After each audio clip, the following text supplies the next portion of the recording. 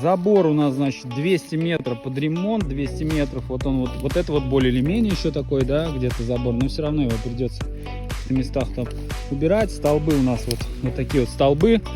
Решили оставить эти столбы, то есть покрасить их. И там, где столбы, в общем-то, ну вот случилась вот такая вот беда, коровы сломали.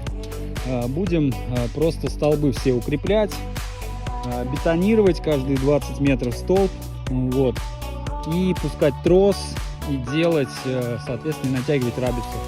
В каких-то местах будем, в каких-то не будем. Так хотелось бы, наверное, все 200 метров заменить, но просто не знаю, посмотрим, в какой бюджет это все вольется. Честно говоря, не хотелось бы сильно вкладываться в забор, как бы, ну, чтобы весь его делать. Вот это еще более или менее, если тросом натянуть, то в принципе можно и не вкладываться, ну, то есть оставить пока на какое-то время.